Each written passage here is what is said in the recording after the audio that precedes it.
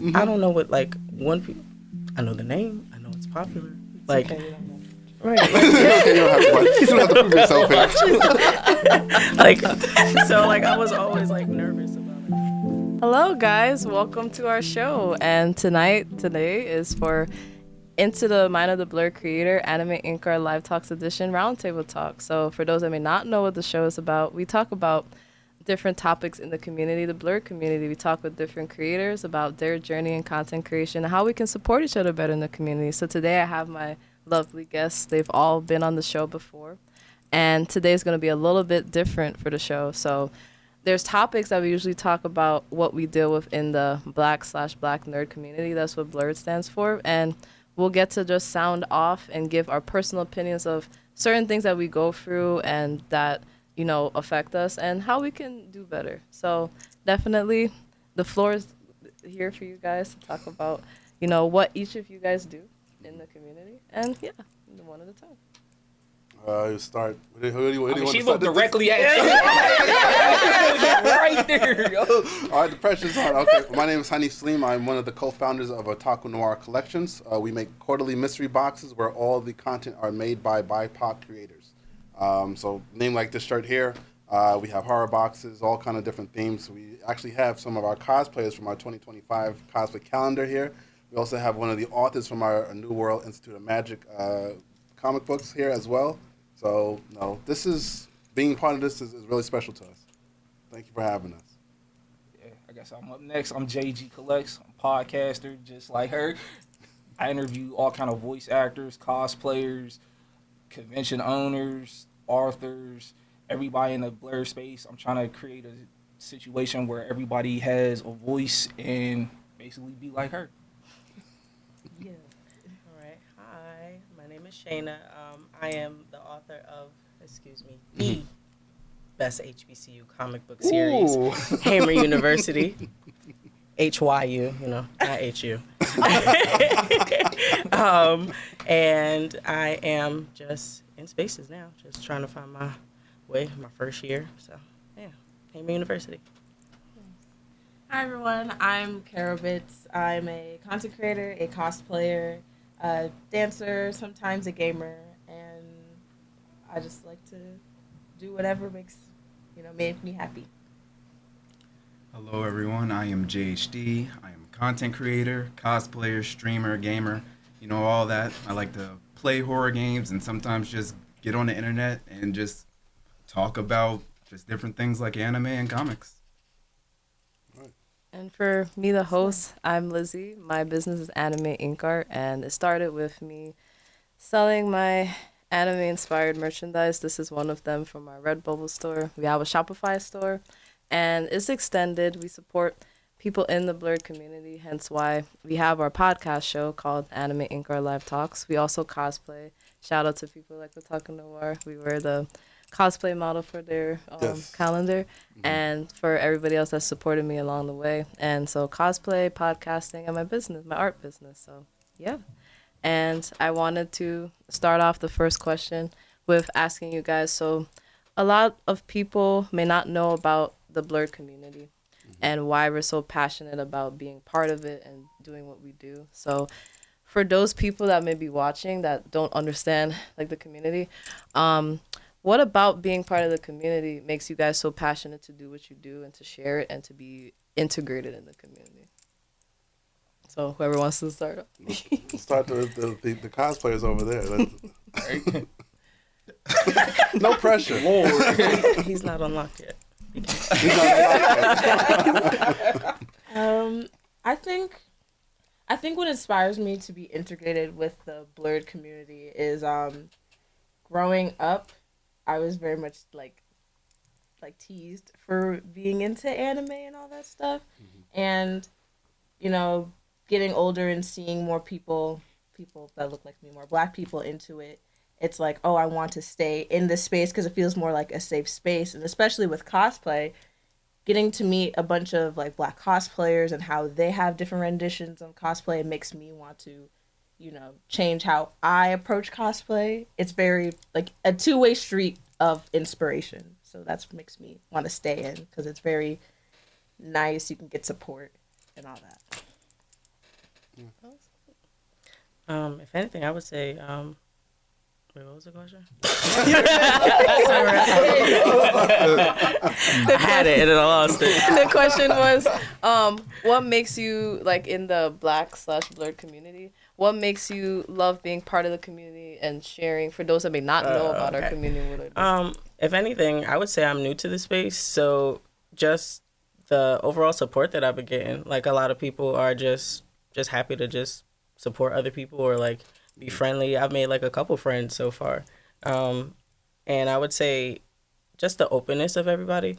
I'm not necessarily into anime and stuff but nobody really cares. Like it's not a problem. Like it's like I've never been like, oh, you haven't watched it. Like, oh, they'll tell me like, oh, then you should watch X, Y, and Z if you're like into. Because I think me and you had a conversation where it was like anime to me sometimes. Like I never used to watch it because like it's too loud. Like it is too much. Like like I couldn't deal with it. Like can you stop? Like like that shit. There's too much. So but yeah. So it's like just it's been cool for me. Like just the overall like community. I like it. It's dope. You meet a lot of different people. Yeah, it's true. I think for me, I really just like the aspect of like discovering that intersectionality between Black culture and nerd culture. Just seeing people who look like me, who look like all of us, get together to just have this like special bond to over just a bunch of different topics, not just like cosplay, but like cosplay, gaming, comics, anime. It's really just a cool thing to see. And I feel like Black culture and nerd culture are so, each on their own are so very unique and welcoming. And then this Blerd culture is just like, just takes that to the next step. Just something that's just truly like unique. For me, it's seen from the business aspect, seeing a lot of us making a career and a living off of it. Because growing up, we were just told we can only play basketball, sell drugs, or rap. Those were the options. One of those was my options when I was younger. And just to see us, I got a business owner right next to me, making a profit and killing it, it just keeps making me want to do this. Yeah, I mean, I probably feel maybe because I got a lot of salt in my beer, but I feel like I'm the eldest person on this panel. But fortunately, growing up, I didn't have a lot of people say like, no, you don't like anime or you're a nerd. But I think it's because I kept myself within a group of people who already liked anime or Dragon Ball Z or Akira, those kind of things that we first started off with. So now, as I get older, it really warms my heart to see a lot of younger people, people who look like me, people of color, jumping right into it without caring about what other people think. Okay, it doesn't matter that I like Jujutsu Kaisen. I don't care if I wear my fandom outside of my house. This is what it's all about. Because when I grew up, that wasn't really a thing.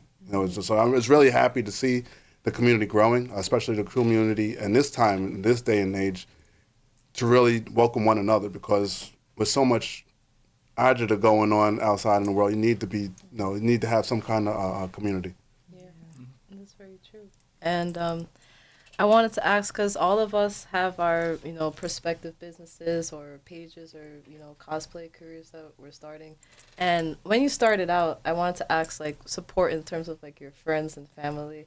How did they react, to what you're doing? How did they feel about it? And now that you guys, well, all of us technically found a forever family through the community, how do they feel now? So how did they feel in the beginning? Did they support? Were they confused?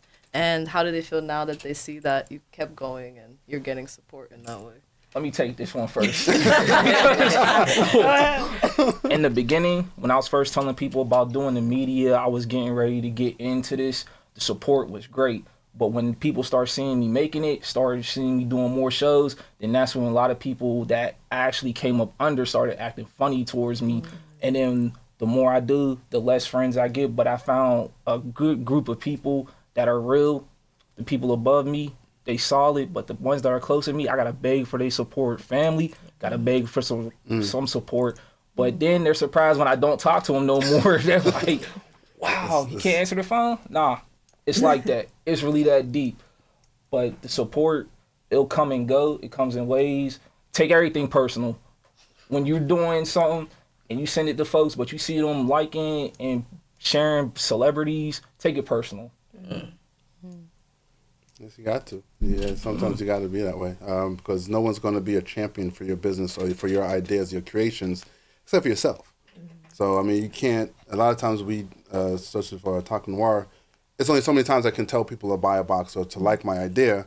If I'm not going to do it, I can't expect someone else on the other side of the world or the other side of the state or the other side of the city or even the other side of the block to find out about our idea, our product, and then be a champion for it. Like you said, you got to make moves on your own, regardless of what other people say, because they don't see the vision that you have for yourself. You can only show them once you get there. And so a lot of times you just got to say, no, regardless of what people say or hear or do, I just got to keep pushing. I got to keep pushing because the proof is going to be, when I get to that goal that you make for yourself. Support. I do feel like I've had support. My family, so I feel like I'm the type that like they learn about stuff late anyway, so they'll be like, "Oh snap, what you do? Okay." Yeah. So they're supportive. If anything, I would say only because you said it, you made me think of it. To piggyback off of it, I don't necessarily take things personal. Like,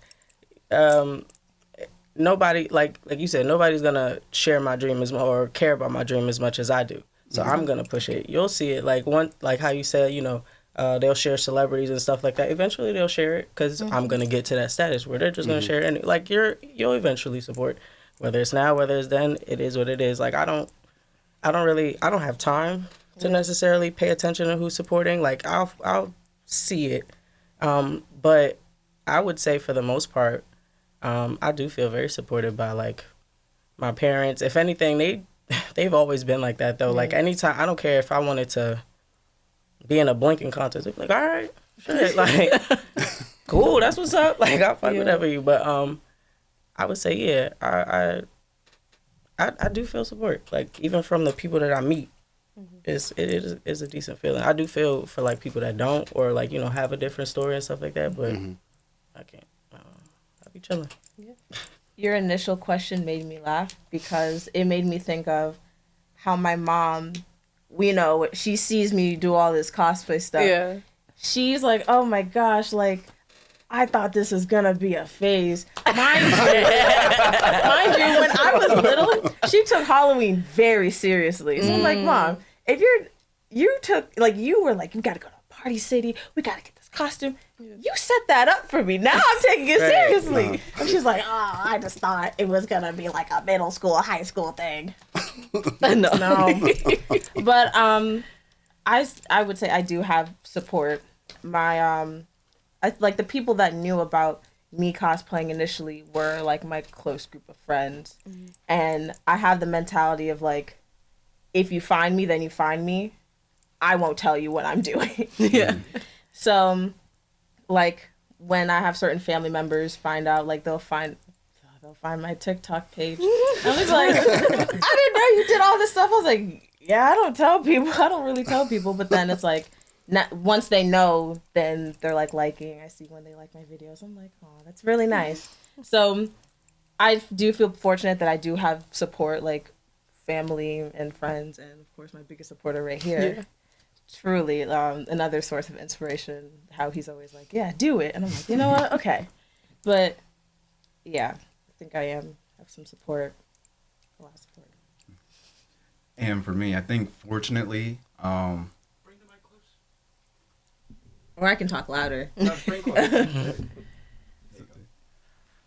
For me, I think fortunately, back when I started out, so I started this journey a little over a year ago. I want to say summer 2024.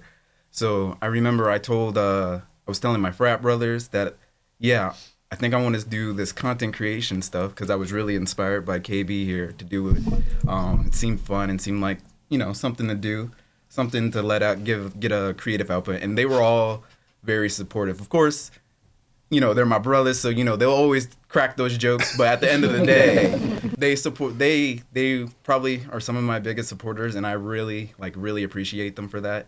And then, of course, KB here, also a huge support and a huge inspiration for me to keep pushing and getting better. And now, like, year and a half later, it's been, I've just felt so much support from pretty much everyone in the community. Like I was mentioning earlier, the Blerd community is really like nice because they will like see your stuff and come out to support you, whether it's like at Comic-Con, so many people just like commented on how my Mr. Terrific cosplay or like the Blade cosplay or like our Don the Don cosplay, like it's just, like the support from this community is like there. It's like definitely there. Yeah. And for me, I had a very interesting start because I'm in STEM. So I kind of didn't find the Blerd community until after the fact. So for me, like my parents always supported because I've watched anime, been drawing for a while, and people wanted me to do it. It's just that I wasn't sure if I was ready for it. So then when I started, I didn't know what to do. So I started selling first, and I didn't promote myself on social media.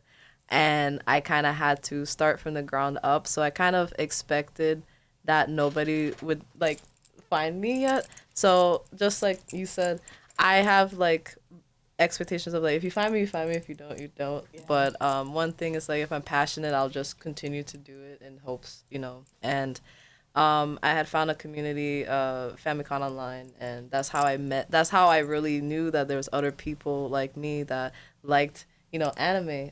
The area where I lived in, people knew. Everybody knew. Everybody was just like, if anything, you're gonna do something in it. They just didn't know what was gonna happen, and then this happened. So you know, I was always like known as like the anime girl. They were like, oh yeah, that's cute. You know, my parents always supported it. They, my dad was he's a nerd, but he probably doesn't know that he's a Blerd because he likes like Marvel and like Capcom and stuff. So he may not know the term at first, but now he knows because of me. But they always support my merch and they buy my merch. They were like one of the first people. So I have like support in that way. In terms of like promoting, it was definitely like slow because remember, no social media presence at all. I just came and said hello, you know, and I'm here pretty much. And it was slow, but like there was a few select people that are still in my life and stuff that they wanted to see me win, and like it just extended from there. And once I really networked, I saw how powerful it was to like really get to know you guys better. And once I did AnimeInkArt live talk, that really like helped a lot. That really got me to figure out like where my place was and to keep promoting the other stuff that I was doing. So I would say in the past year and a half, like I've had people like from like high school that have seen my stuff and like some of my friends, and like they'll comment like, oh my god, like, you know, that's so cool. And I'm like, oh, okay, you saw it, okay. You know, like stuff like that. Or my parents like, you know, just saying like, oh, she's doing a good job to like some of my family members that don't get like they don't get it because we're like they're West Indian, so you know it's like the little cartoons. But yeah, it's been fun past year and a half. I feel like I'm really like whatever the how they say the fruits of your labor, I feel like it's showing now. So that's my experience. But the next question I was gonna ask is just support of each other, because for two of you guys here, you guys have, you know, your comic and, you know, your business as well. And, you know, for when it comes to like small businesses and like artists specifically and the community, do you feel like we support each other enough, or do you feel like those groups are still underrepresented? So depending on how you feel on that, you can give like your opinion, and if we are still underrepresented, what we can do to just support each other better in the community. So I'll start off in saying that we are getting there, but I think sometimes there's, especially like for artists, there's like a requirement kind of. It's like when they don't know the original characters, it takes some time to really get that support. But if we, I guess, blackify the characters, it gets a little bit more support. And when it comes to indie comic creators, it depends on the reach. But that's like in my experience. But anybody can start and chime in on how they feel about that. I would say, if anything, the first thing that kind of came to me is like maybe collab smarter. Like I feel like we're more powerful in like numbers, but I realize there's like a lot of artists, but like sometimes we don't know how to blend art with business. So we kind of are just like, hey, we're just doing our little art thing. But it's like if we kind of like help each other, then like more would come of it, like more opportunities, more sponsorship, more like you know, openness, or like even just tagging people on posts. Like your audience sees it, my audience sees it, we're on like a broader reach and stuff like that. I would say just like following through or like keeping up with like your core people and like trying to like make it bigger. Like I would say, you know, we see each other and then like we kind of break and then do our own little thing. We just kind of, that's what I would say if anything. I think also I agree with you, but I think it's difficult as a small business because if you don't have a team behind you, if you're, a team of one, besides making content, you got to reach back out to these individuals and collaborate. It sometimes falls at the wayside unless you really religious in regards to keeping your regimen of, I got to contact this person that I spoke with here. I got to reach out and just to keep following up because I mean, sometimes it happens that you forget and the next thing you know, oh yeah, I was supposed to reach out to so and so. I saw their post. Granted, but I feel like that's how you make a team. Because like I'm a team of one too. But like if two teams of one come together, a team of two. Like, and then it is hard for me to keep up and stuff like that. But then like that's where you find people that you mesh with. Like you understand. Like if you like that too, I will understand you. Like I'll forget, and it'll like 2 weeks will pass, and I'm supposed to reach out to somebody, and I'll say, hey, hey, how you doing? We supposed to reach out. Da, da, da. If you're like understanding of that, maybe that'll create now a idea where we can now be like a team of two. Like we have an understanding of each other and stuff like that. Like you don't got to be perfect. You just got to try, or like maybe it'll be times where you have to try more, or like you have to reach out more, or I'll have to reach out more. But just getting past the hurdle of like, oh, it's No, yeah, I agree. Like there's times where I've wanted to collaborate with people, but I never hear back from them. Right. So then it's like, okay, well, I'm on to the next individual, next idea, because I can't sit in there and hope and wait that you read my email or answer my phone call where time's still moving. I still have to run my business. I still have to, come up with a theme for, say, the next box or whatever have you. So it's, again, like I said, it's a mess, but it's one that I've took on myself. It wasn't like someone threw this at me and forced me to do it. This is an idea that Kay and I had. As well as my wife, if she's going to be watching this. Yes, my wife as well, because she's never wants to be on the camera, but she's always telling me what to do as far as some creative ideas. So technically, it's not a team of one; it's like a team of three. But a lot of times, you'll see me in the front because they don't want to film, so I'll be the spokesperson. But a lot of times, the collaborations are there because our business was built on just trying to reach out and connect with Black creators. Because once COVID hit, we couldn't go to the Comic-Cons were done for us. So it was like we didn't have a way to reach out to Black artists, Black creators. So we said, why don't we just make a business where we can reach out to them and then be able to put it in a box form and send it to people who can't come to conventions. And that's how we've been doing this since 2020. So it's growing, but it's still difficult as a small business. As you know, it's just every day is a challenge. I'm over here racking my brain. Because I understand what you guys are saying, and it feels like trying to get like support and collabing is a lot of trial and error. Mm-hmm. And I think sometimes with like in the cosplay space or the content space, everyone is very comfortable with just working with people they already know, and those people tend to already be like big name content creators. And again, there's probably more ins and outs. They probably have management, so management can be that wall, that block if like other people that probably don't have a big following want to interact with them or whatever. But I guess with the people that aren't like that big name, like I'm not talking about like Kira Please or Cutie Pie Sensei, like they like not those big people. Like if you have a following, but you're not like that level, I think you should be like more open if people do want to work with you. Because like I don't like in the space when people act Hollywood. Yeah. Because at the end of the day, we're all nerds dressed up in costumes.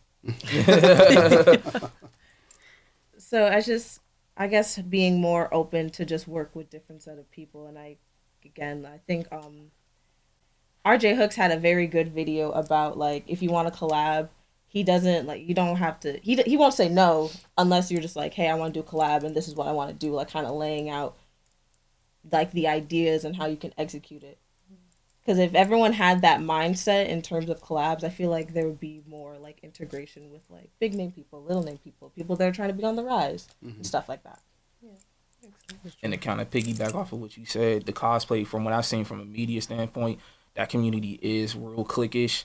And they kind of stick to their, you already shaking your head. Yeah, and it's sometimes it's rough. I don't mean to cut you off. Oh, no, you're good. Sometimes it is rough because it's like, again, we're all nerds dressing up. Like, we're both, like, you're Momo ISA, I'm Momo ISA. Why can't we just take a picture together? That's it. But it's like, no, I don't know you. Then you could just stay there. I'm like, all right, that's okay. But no, please continue. No, like, you were spot on about that, because I heard a lot from Anime NYC that people were doing that, and it's unfortunate. But when it comes to like the artists and business owners, when it comes to collabs, you really have to find people who want it as much as you to collab, because a lot of people, from what I've seen, they do play around, they do BS you a lot, and then one of the problems I've seen is like, they'll do a collab with you, but they won't tag you in it. My homie Ray Art, shout out to him, bro, was dealing with that. He did a project with somebody, they posted it, but didn't tag him in it. So how you gonna do business with somebody and not promote them on your page? Yeah, like, it happens more than what a lot of people think. And artists struggling up, just trying to get into it, you got to understand the market is oversaturated, and you're dealing with AI now on top of that. Yeah. To be a newer artist, you have to like be on TikTok, you have to be on Facebook, you have to promote at all these smaller conventions. It's a grind and it's a struggle, and you have to like have detail into your original characters on top of fan art. You have to really plan it out to be efficient in this, and you got to find people who really want this. Yeah, that's also the like intention. You need to have a lot of intention, especially when you are reaching out, like a two-way street. Like, I want to do this, let's do this, and like keeping up with that. But also, when you reach out, be careful. Don't share everything with them, because people will run off with your ideas. Yeah.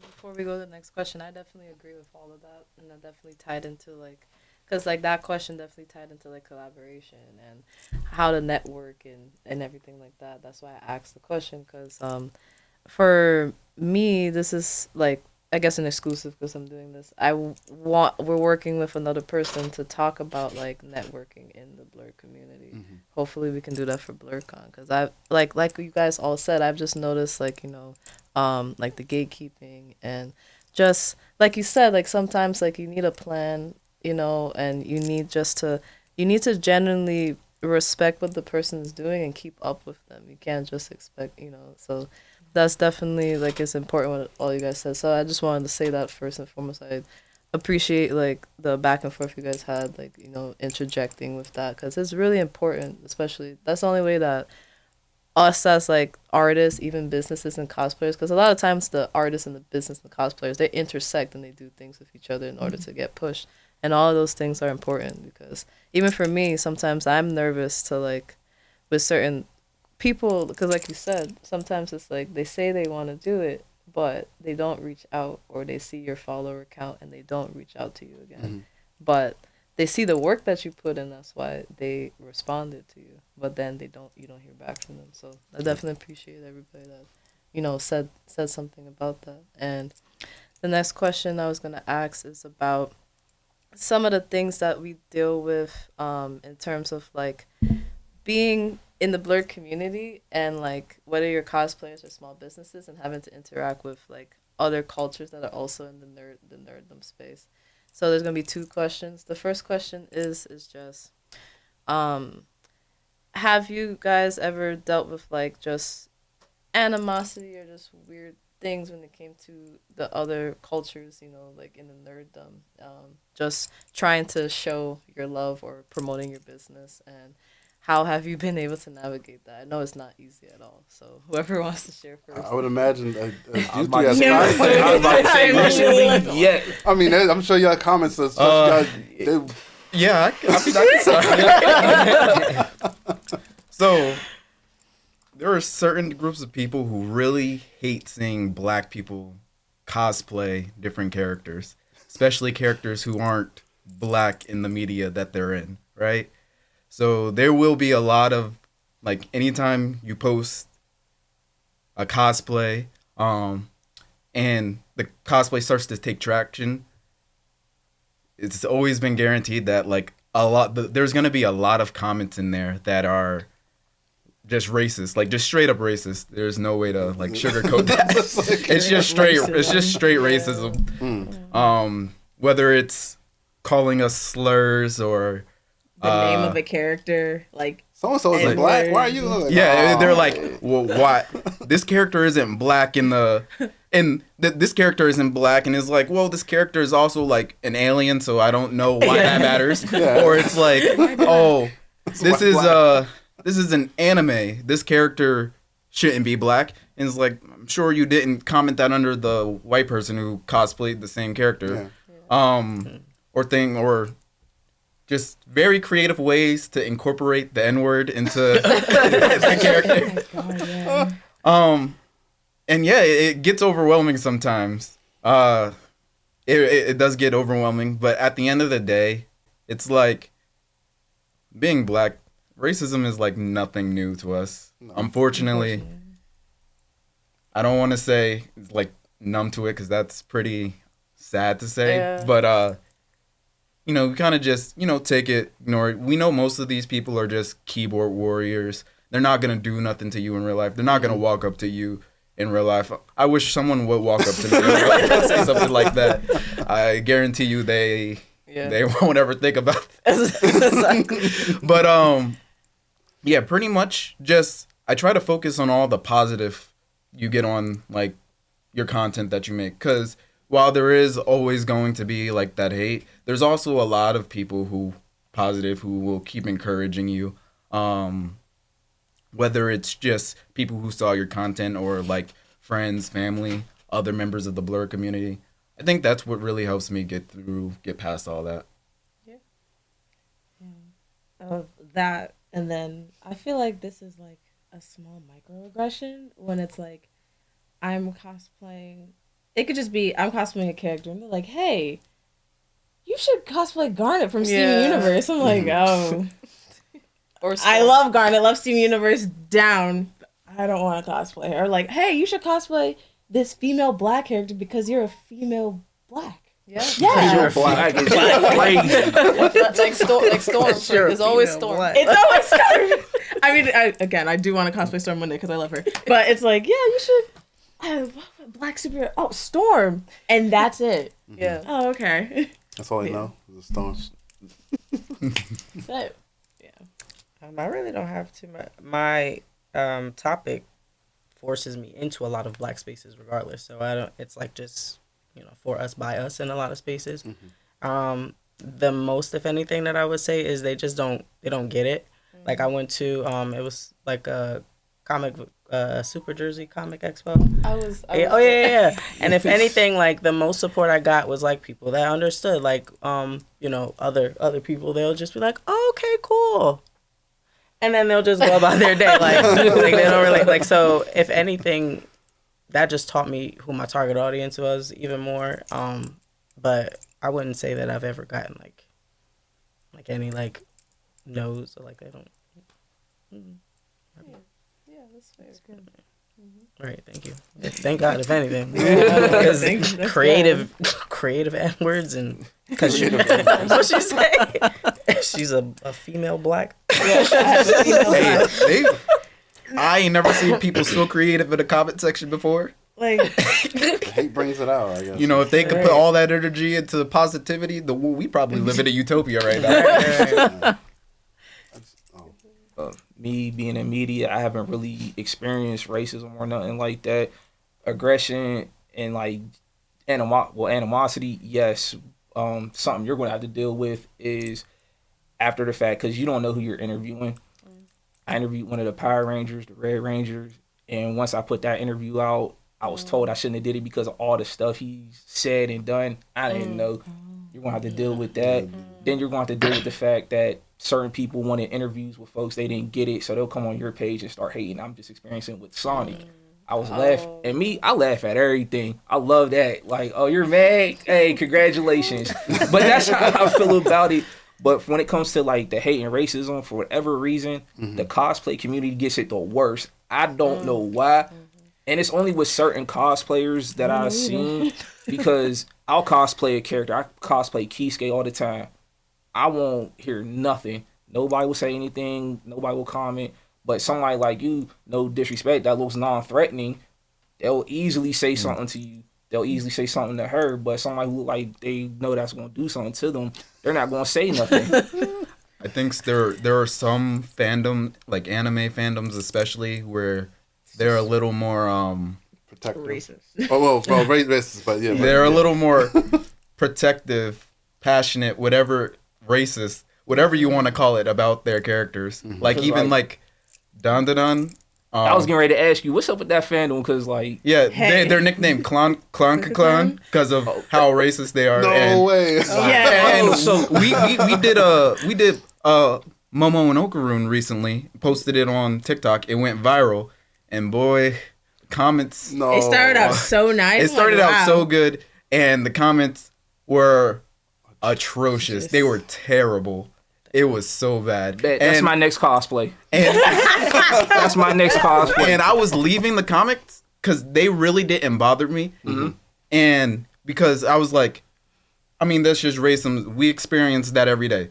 But then it's like there was one comment that got me, that made me start deleting the comments. It was someone who said they were also black and they were younger, and they said, wow, this is like really upsetting to see all these comments about this. And like, I don't know, that got me in a way that I was like, nah, I can't leave these comments up here because that's the effect that could like turn someone But away from out this of all community. the animes, the freaked out one that has the most rate, that's hilarious. No, it's not just mean, that one. I know that's that, but just that a- one recently example. has been. Yeah. But Yeah. that one recently, because like I purposely go at the One Piece community just for that reason, just for shits and giggles. But like that fan base, every time I see a cosplay, especially a woman, if she cosplays, I can't think of her name. Nami, Robin. Yeah, well, I'm talking about from Don. Oh, Danadan, Momo. Yeah, Momo. The comments are crazy every single time. I'm like, God damn, what is it about her? He's stronger than me because if I see any like racist comments, I am so quick to delete it. You're not gonna upset me on my internet, on my account. I see what they write, and then I go into like the filtered like. I Add type those in the kind of word. words. I put it in, delete the comment. So if someone tries to comment that again, it won't happen. Oh, But okay. the biggest problem in all that, when it comes to TikTok, Instagram, even YouTube, they won't ban those people, but let you say something back. Your account suspended, your shadow ban, yeah. everything. I feel like a lot of times it's a two-way street with that as far as the negative comments, because it's like, okay, you came onto my page just to hate. Maybe I can flip it into engagement, because now the algorithm sees me engaging back with you. I could just I can just carbon copy the the response. Just thanks for your hate. Thanks for your hate. Thanks for your hate. Yeah. I mean, just to get the algorithm maybe to work in my favor, so now it pushes it out to more people because of the engagement. But when we started our business, we didn't encounter that. But because we're Blerd and we immersed ourselves within this community, we also saw the comments on other people's cosplayers that we follow and stuff. We would see those comments, and that's why we created the calendar. Literally, the title is "My Cosplay is Black." Like every year, we don't change the name of the cosplay. We may change themes, but the title of the calendar is always going to be "My Cosplay is Black," and we only feature black cosplayers. And a few times when we post those ads for those, we'll get some responses. Usually, people who are not melanated will say, "Oh, well, why can't I? Why can't I submit my cosplay?" I say, "Oh, you can." Everyone is welcome to submit. You're not going to get selected, but you can submit. And I don't feel it's a racist thing. I feel it's inclusive of who we are. It's our community. If you want to have my cosplay is Italian, or my cosplay is white, my cosplay is Latino, I'll champion for you. Yes, do that. There's no disrespect in doing that. But I think because people see it as us celebrating black culture, that means we're putting other cultures down, and that's not how black people roll. It's like, when I say black power, it doesn't mean white power is less and Latino power is less. That's not how black people are as a whole. There may be some small minorities of people who do that, but historically, if we're saying black power, it's about uplifting everybody. Yeah. So my cosplay is black is about uplifting the cosplayer community, the black cosplayer community, because as a test to it, that I can post something as simple as a Don character or any character, and somewhere out the bowels of the dark web will come out and just say, "Oh, you're a wow." I was like, "Come on, really? Like, why do you have the energy to hit here and then use your thumb to put so much hate out and think you hit send and you feel good about yourself?" It's like you have to really look at yourself in the mirror and ask yourself, Yeah. really? My cosplay is black is really dope, and it's like we've mentioned it, but we have the lanyard. The my cosplay is black. We have that as our lanyard for for our badges at any con. We wear it same. to every single con. Every single con. And it's like, yeah, my cosplay is black. Yeah. There should be no shame in it. It's like, this is my cosplay. It's just, it can be a conversation starter or a conversation piece, but we made the calendar because of that, because we saw so much negativity that we want to be able to give another avenue for these cosplayers to be celebrated by others within the community. Yeah, and I definitely agree with that. Before we go to the next question, like with my input, I've been lucky that I haven't seen those comments. I don't know if it's my energy. I don't know if it's like maybe because I've lived in the area and I know how to navigate with people. I don't know if it's because like outside of like the show, like I let people know like do not play with nobody that comes on the show. Like I don't do that. You know what I mean? Like I guess like whatever I do on the platform, I do outside of the platform, and maybe that's why I haven't gotten. Maybe I've just been lucky. Maybe because I just post my stuff and then support in the background and then come out, pop out, and do whatever. Maybe Very I have. authentic. Yeah, I'm probably. I guess the company that I've kept, they understand that. Maybe I've just shown that, and my hopes is that like if we continue to do that, we all continue to be authentic. That will help. But I haven't. But I've seen it. I've seen it on other people's platforms and the people that have spoken to me and they've told me about it. So I guess that's why I keep promoting people on my page and stuff like that. That's like my stance of like, it's blackity black over here. Like, I don't know. Like that's always gonna be that. I've left Discord servers because like there's people racist in them because I took it as a responsibility. Like I can't be having cosplayers and like business owners and stuff like that and be in like communities that are being racist. So I just removed myself. So that's kind of like how my experience has been. And yeah, that definitely was a deep topic. But the next topic is very important. About 10 people wanted me to talk about this topic.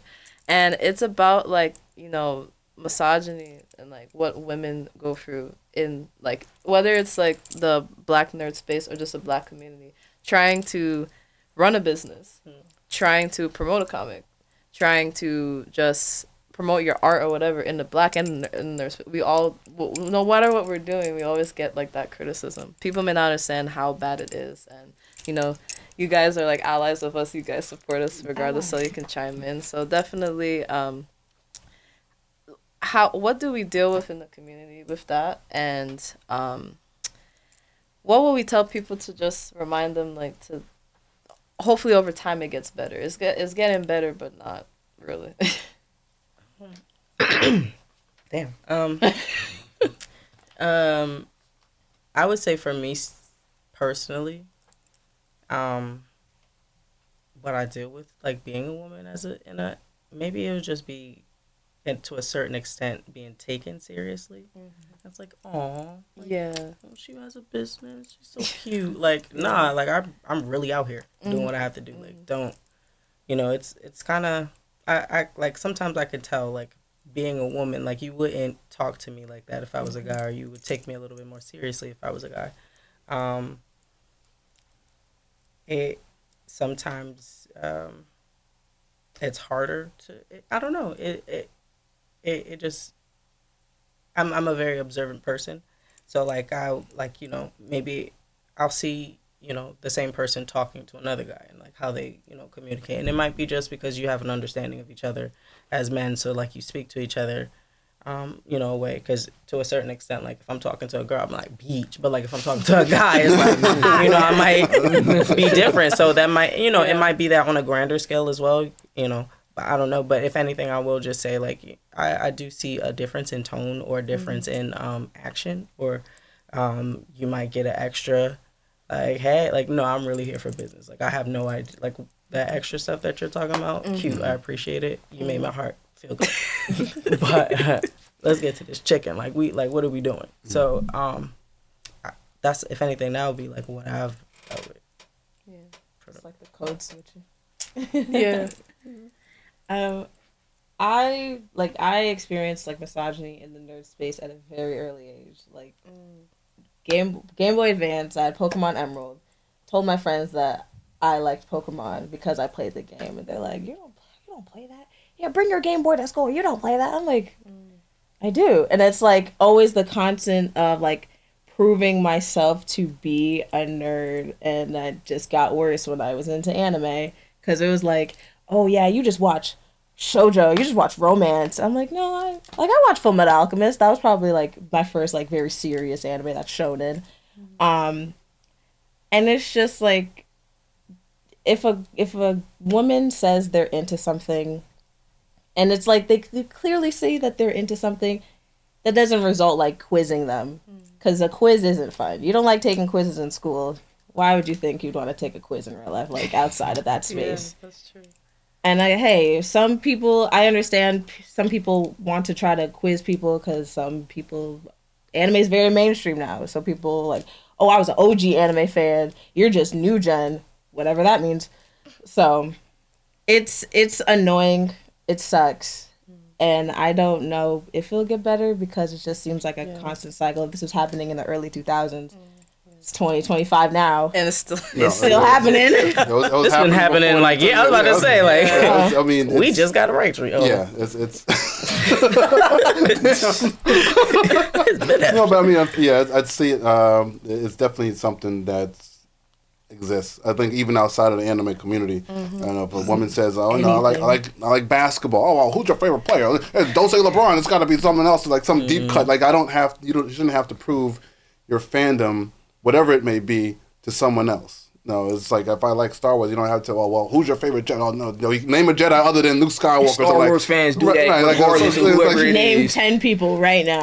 Right, name 5 clones. Like, come on, like we just want to just can we just sit back and enjoy and just have a casual conversation about it, or regardless of gender or gender identity. But I know it's that much more difficult for women. But definitely in the cosplay community, like regardless of what you cosplay as or what you say you like, it's gonna be the comments.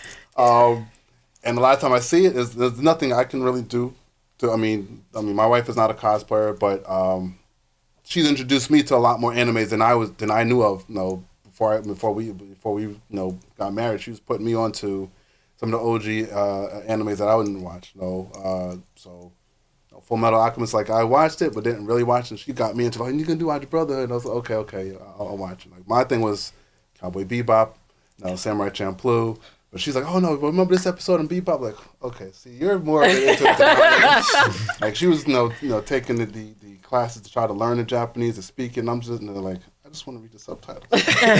Just read the subtitles. But but you have when you find somebody, your partner, I'm not going way off on the tangent, but when you find somebody, you just got just support them, and you're supporting her and she supports you, and that's a beautiful thing. But it sucks. I know it can suck to be a woman, and within this male majority space, because there's always going to be someone who wants to try to gatekeep, even though you're not a paid employee for Viz, but somehow you want to gatekeep this anime because I know this better than you. But what does that do? The author's not shaking your hand, but exactly. He's not gonna the mangaka's not gonna come out and praise you for thank you so much for protecting my show. No, I'm pretty sure they have a deadline. They gotta pump out the next volume and next exactly. week.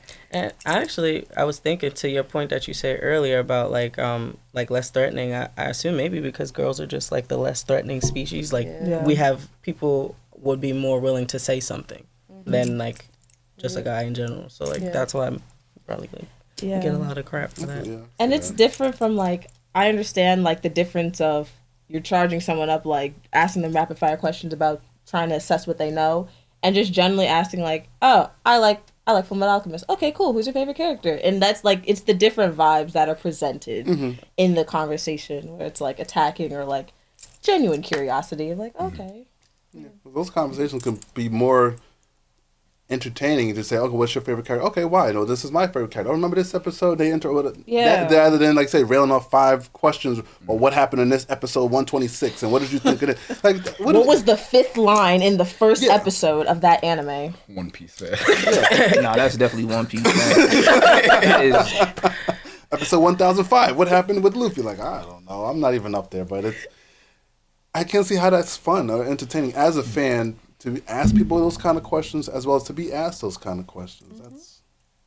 That's not fun. No. I'm not gonna But lie, for it me, did I- deter me. oh, Sorry. Oh no, you're good. You're good. I was gonna say like I never really used to watch anime and stuff like that, and now like getting in these spaces as like older, like I don't know how to answer any of these questions. I don't know how to. I know the names of these things. I don't know what like I know the name. I know it's popular.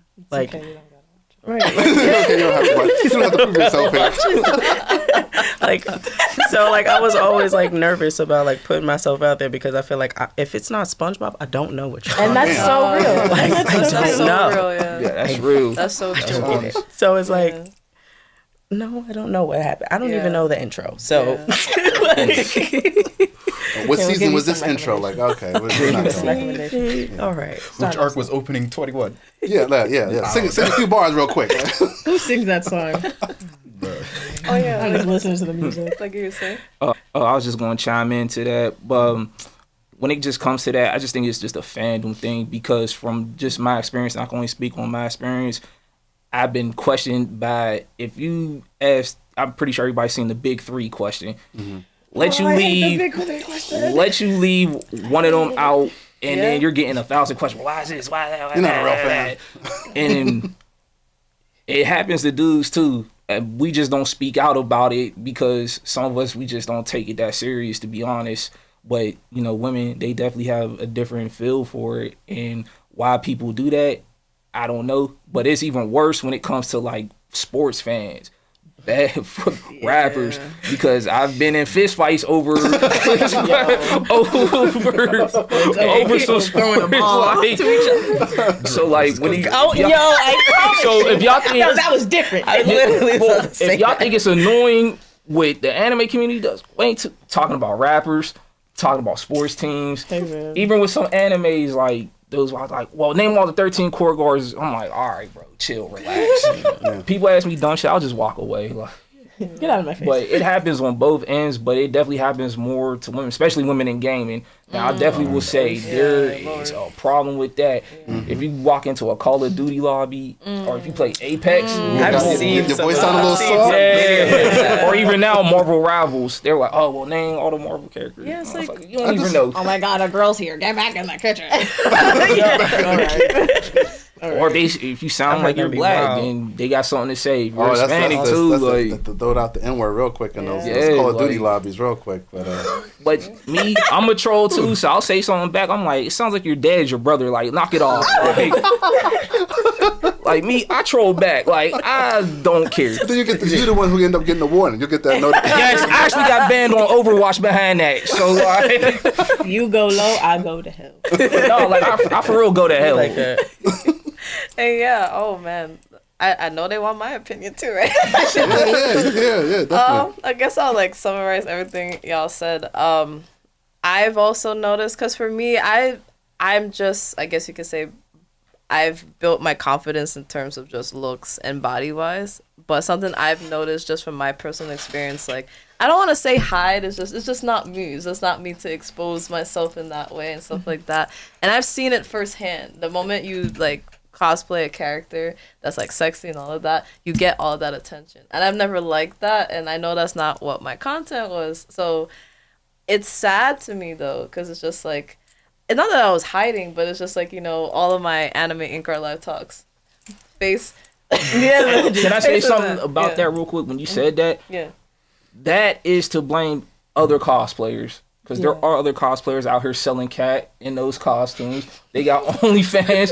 Like, it's real wicked. So when you do dress like that, people have a certain expectation. Well, since you're presenting yourself that manner, I'm gonna come at you like that, when they shouldn't do that. They shouldn't. But And, you that know, is yeah. definitely another It's not, problem. that's In the, not your fault. it's not your No, fault. it's- But since the community kind of gears towards that, you got a convention coming up next year who has a whole thing. We ain't gonna get into that, but I think I know. No, what you're yeah, talking about. yeah. I get what you're saying, but what's the sad? But that's the sad part, that Yeah. people come with that expectation that since you're going to do that, we expect you to be like that, and it shouldn't be that way. But other cosplayers are to blame for that. Yeah, I think I did it subconsciously. There's a lot of things I've done subconsciously based on everything that you guys said.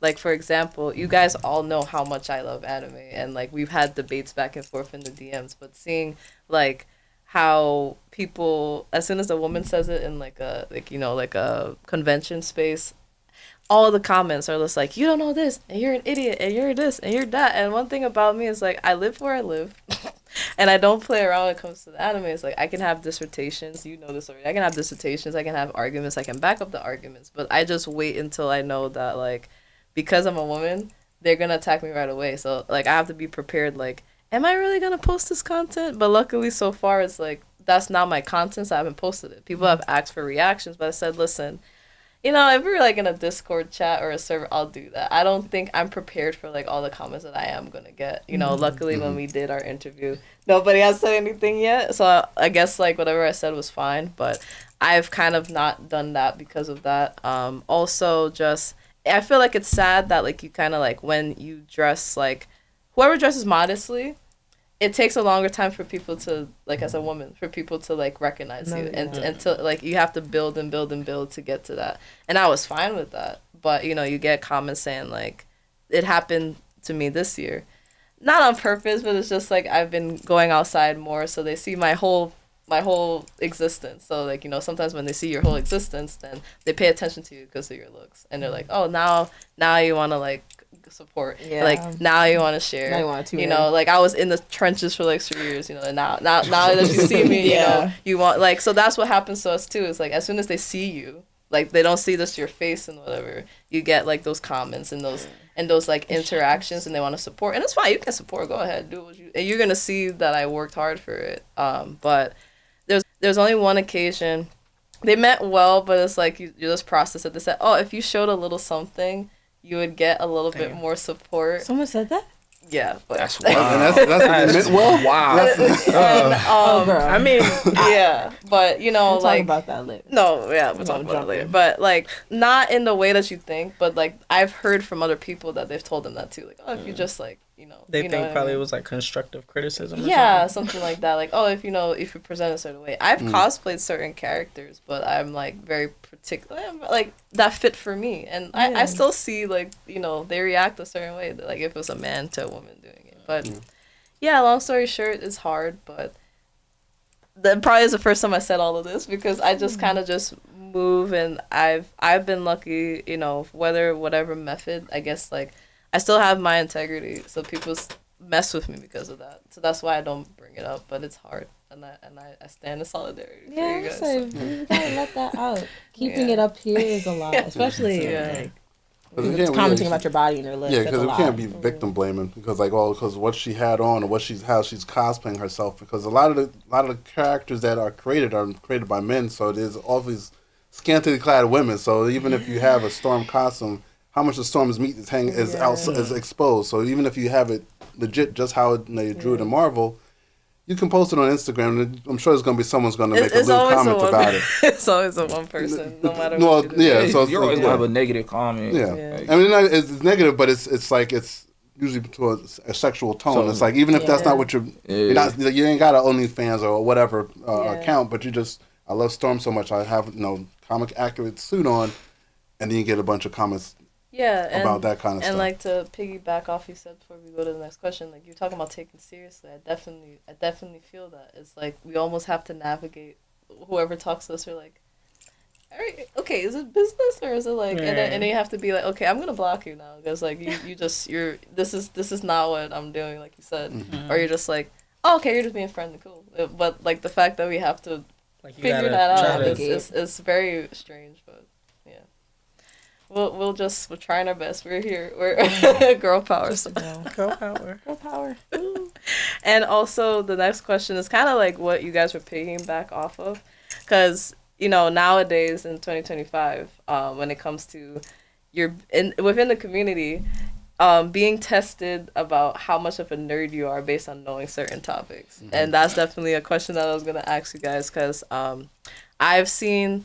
If you don't know from like the big three or a certain anime, if you can't name like all the power systems and stuff like that, then you're not really a nerd. And I want to ask like, why do you think that's happened recently, and how has that affected us as a community? Because I feel like it's very toxic, but I want your guys' opinion.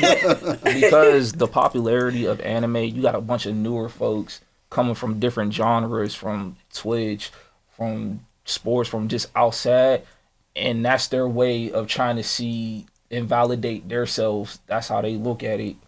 Yeah, yeah, I can agree with that. How about you guys? No.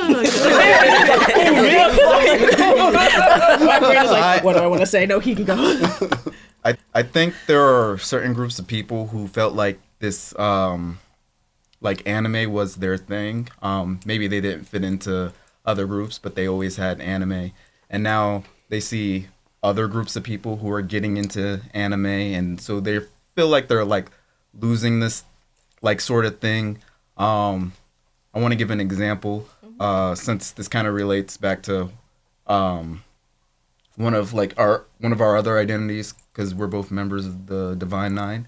Last year earlier this year at DreamCon, one of the frats were strolling in one of the convention halls, right? Yeah. And this really upset a lot of people, right?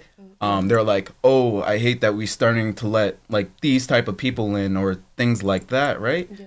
And so, and when really, I mean, naturally, frats, when they see other members of their org there, they're gonna stroll. That's just part of like the culture, right? But it's like, that doesn't make them any less of an anime fan or any less of a nerd, because I mean they were strolling in their cosplay. One dude was dressed up as Squirtle strolling. Like, they're definitely nerds. It's not like they're faking being nerds.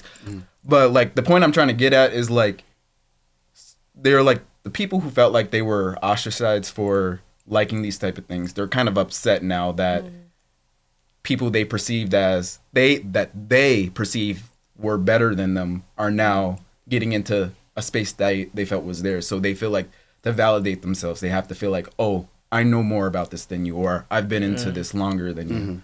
Things like that.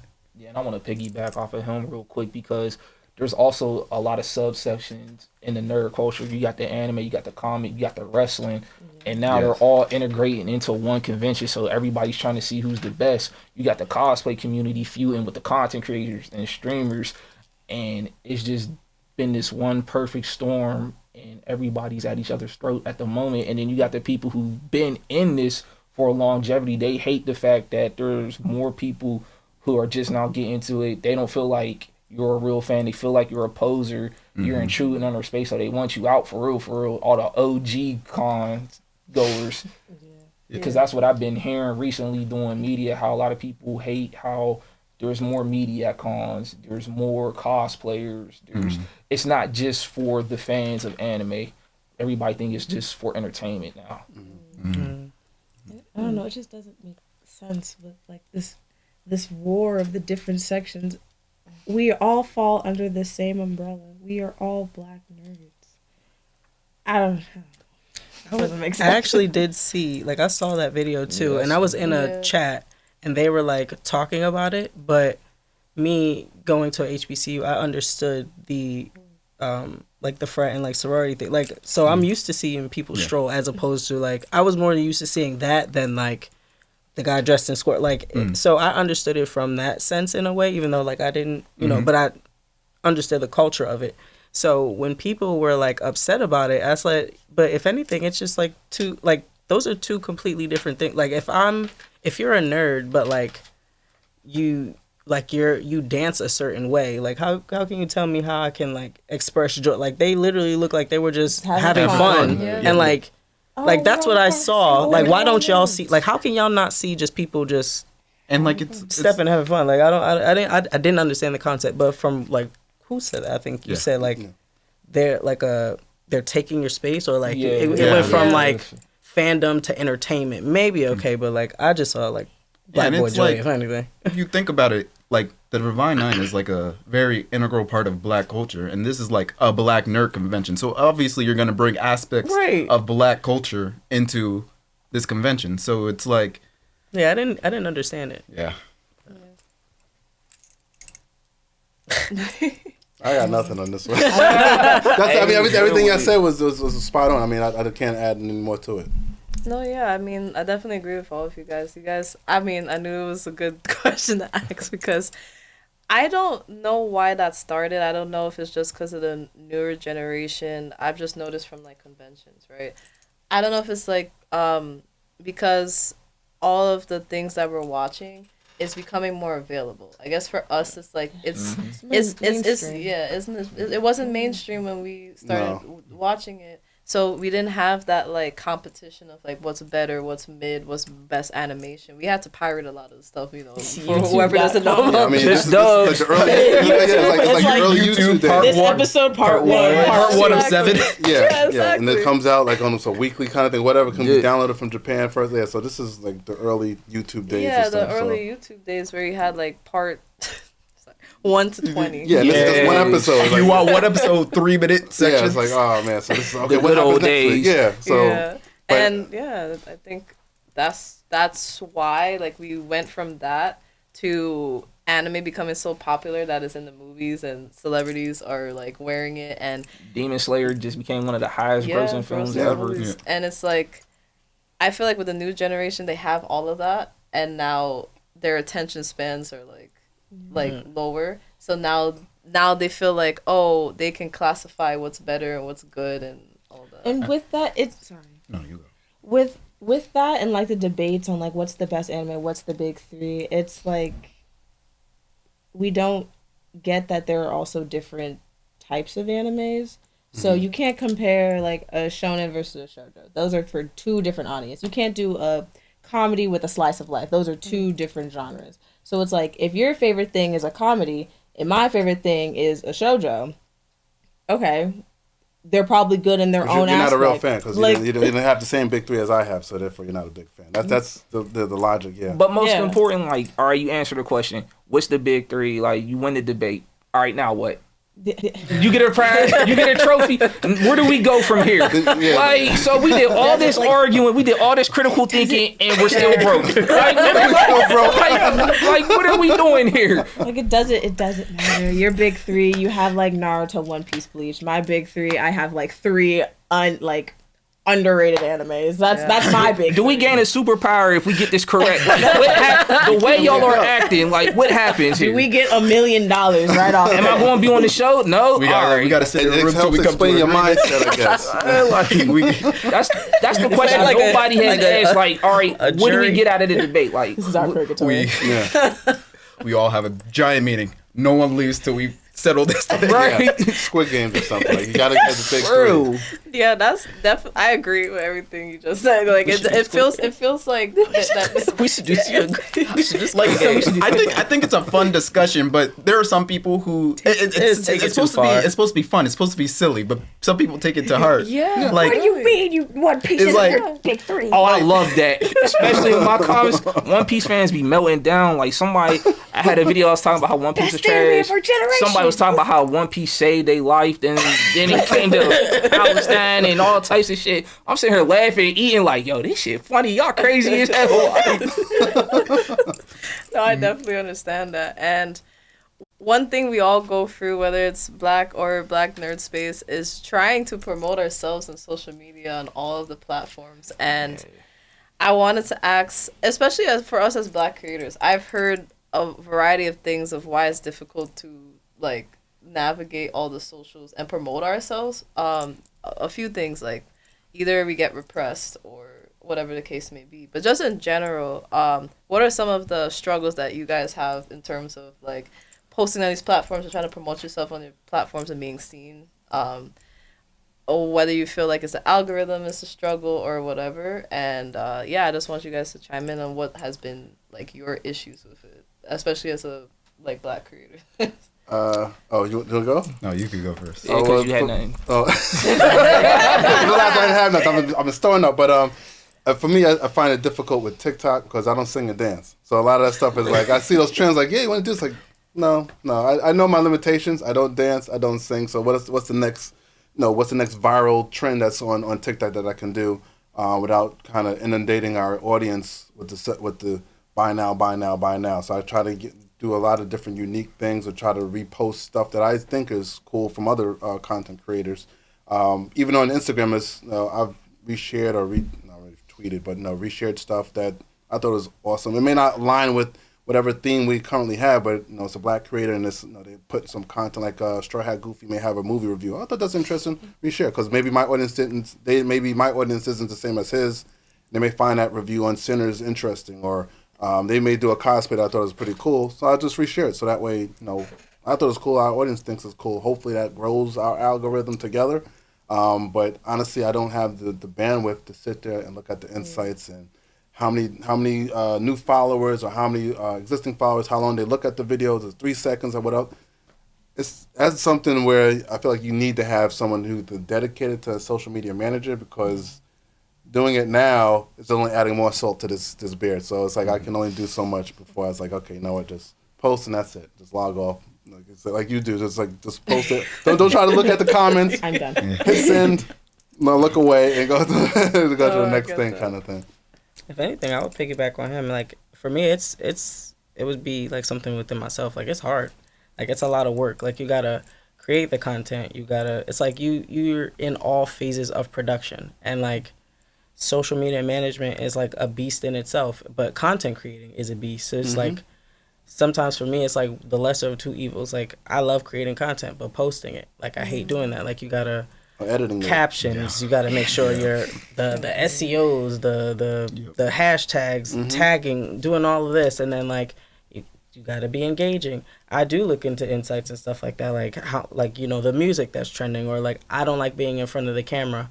But I also can't draw, like, so it's like, so it's like trying to find like my balance of what I can do, or it's like, have I posted this already? I've used your promo how many times as a I'm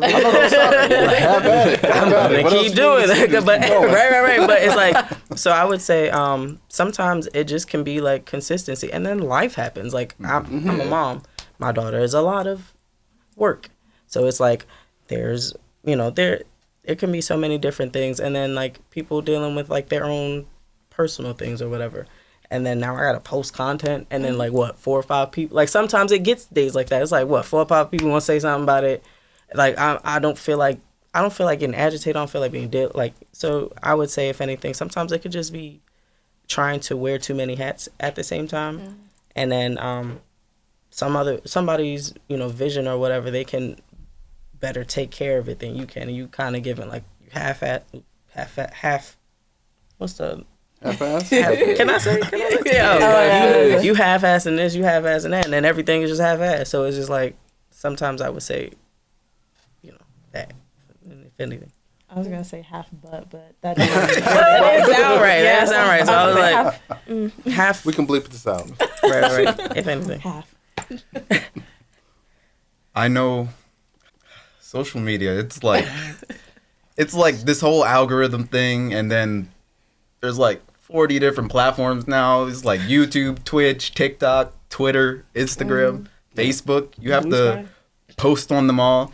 They all serve different purposes, so you got to make your content to be for all these different things. And they all have different algorithms. Like something you would post on Instagram might not make sense to post on TikTok, or it's like with TikTok, like you were mentioning, with TikTok, a lot of things that go viral is if you do it to a trendy audio, or if you do a little dance or something. Not happening. And then Instagram, it's different. You sharing cool pictures or your reels. Some on Instagram, they like favor longer reels, as long as it's less than 3 minutes. Yeah. They'll favor that rather than TikTok favoring like 10-second videos, and it's just like, and then like 1 week, oh, you have to have the right hashtags. Then the next week, oh, hashtags aren't important. You got to make sure your captions are good so that write it inside the video. But put it to the side. So that it's like the SEO is good. It's like it's overwhelming, especially like when y'all said you're also the one creating the content.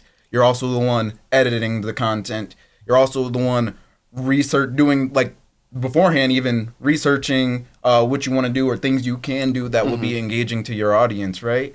And then all that also doesn't account for like the elephant in the room. Sometimes when you're black, people just don't want to watch your stuff like they would for other creators, right?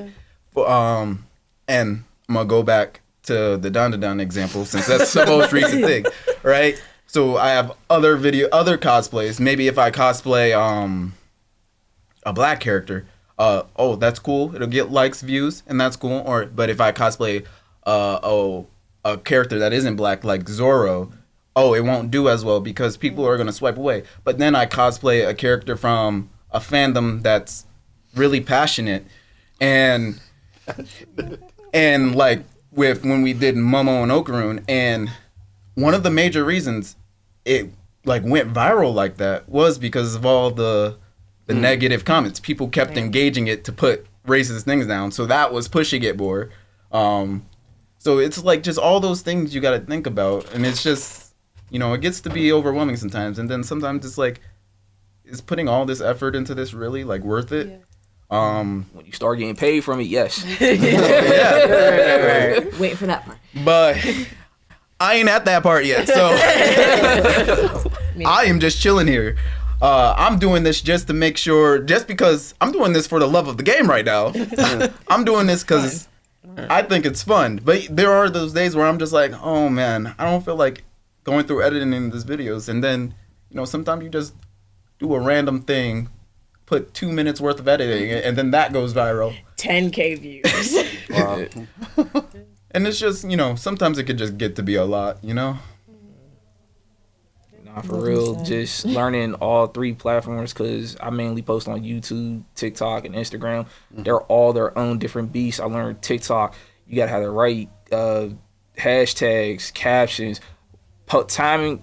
When you look at the time you post, that is the most important thing too. Peak times. Peak times. And then also your location too matters. A lot of people don't realize, put your location in the United States or where you're at, it will push it out more. And also see who you're going up against too. I always look at my competition, see what they're captioning their videos, what they're putting their titles. With YouTube, you can actually put their tag in your stuff too. Yeah, I've done that a couple times and it helps me out. But like TikTok has been my main focus when it comes to like videos. Instagram, I come to the realization Instagram's mainly for pictures.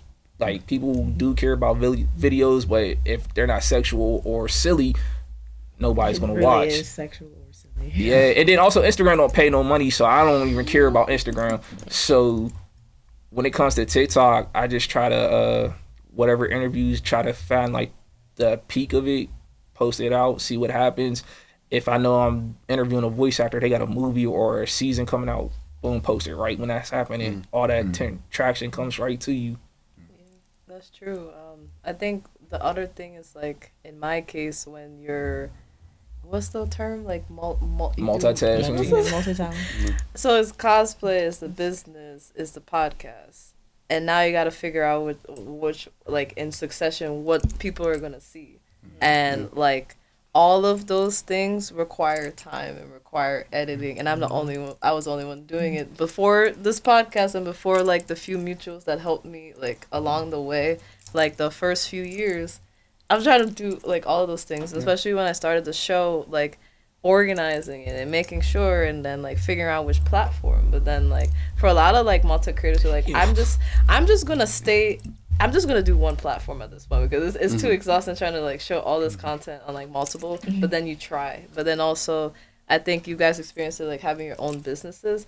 Some platforms you get all the bots, and that happened to me on TikTok, which I'm trying, guys. I still don't like TikTok. I'm sorry. But it's just because like when you're a shop and like sometimes it's hard to figure out really how to balance, like because some people are good with like, you know, the whole like if for Instagram, like it's good to have like videos and like getting people to share your stuff. But then if you don't have those resources, how do you promote your clothes? So then that's when I started doing like cosplay, and yes, it does work, but when you're the cameraman and like setting everything up, and I've done it and people like it, but it takes time. That's why I can't cosplay as much if I'm also doing it to promote, because you got to do all of that and then post it and then not be tired. And then if, you know, the past year and a half you've been dealing with like health issues and stuff like that, it just seems like as a multi-creator, one thing's going to be shown at a time, depending on when you have time. And that's kind of what happened. And yeah, I do check like, you know, insights and stuff.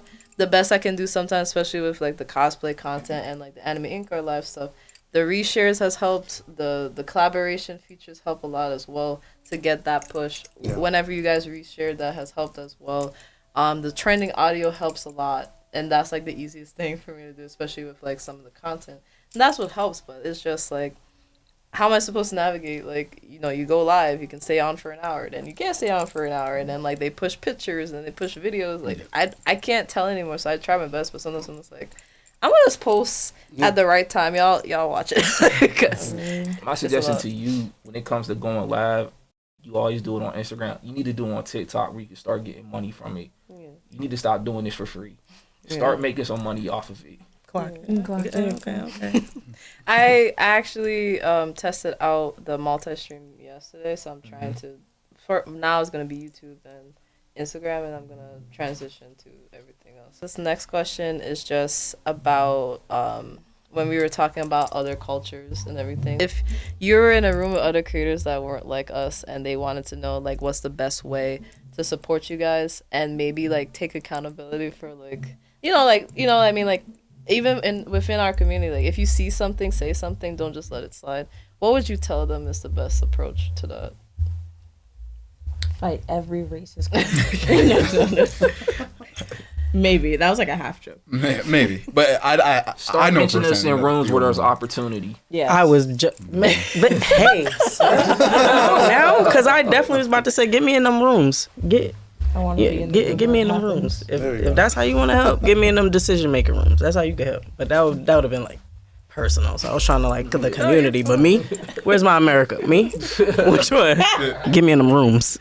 Get to know not just big name content creators. Get to know people that have smaller platforms, and definitely put them in the room. The room where it happens. Just simply like, share contents of, Blerd creators, especially if you enjoy their content. Just, repost it, share it, like it. Simple as that. No one's gonna jump you if you support us. It's okay. I hope not. Like it. Support me. If people are gonna get mad at you for supporting us, I think you need to find different people. Yeah. Agreed. Yeah. But what if those people are like their family and friends? Like, how do you support when it might go against, like when it might bring out the monsters and like around you and stuff like that? I wonder, maybe that's Fight devil's your advocate. family. Not to say that it's No, right. don't fight your family. Sometimes that's a good thing, so they know who they actually are, who they truly are, to avoid them going forward. But I agree, like we all have these opportunities that are presented, sometimes presented to us blatantly, sometimes subtly, and you just gotta grab it and take hold of it. Yeah, that's very true. And one question that somebody asked, because we have a lot of misconceptions with each other in the Blerd community. Like we all have we're all in different parts of the fandom, like whether it's like alt or cosplay and business, and we all have like misunderstandings with each other. So if you could, like, besides the five of us here, because we got like a good understanding right now, if you were talking to other creators, what are some things that you would want them to like know amongst each other, like just reminders, like reminders to each other, so that in the future it could help better unity? Like, what's some things that you would tell others in the community, like that they would want to know, like in terms of how to support each other better? Like, what can we do? Like, what are some things that you feel like we're together but we're still broken? Like, what are some things you feel like has kept it like that, kind of like there's like this roadblock a little bit, like to get to where we really need to go? That might be a bigger question, like even not just Blerd community, but Black community in general. Black community in general. Because everybody's scared of the fact that you might take their shine. A lot of people don't realize there's enough gold out here for everybody out here to eat. Everybody can eat in this field. This content creation isn't going anywhere. It's only booming. Some people are just really terrified that, man, he might outshine me. I see how he's working, so I'm going to just keep him at the bottom. Or not work with them at all. Yeah. I've said recently, within this last year, I feel like America is starting to lack empathy.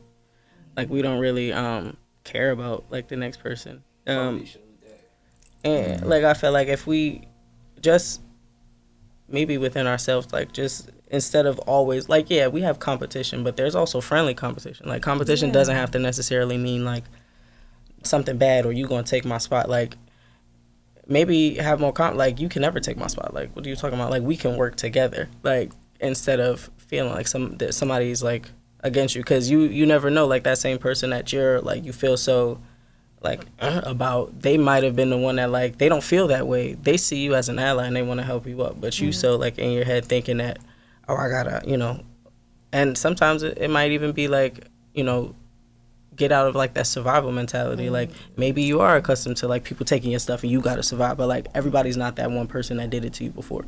So I feel like I really feel like if people had just more empathy, it'd be all right a little bit. It's not the savior, but it's a start.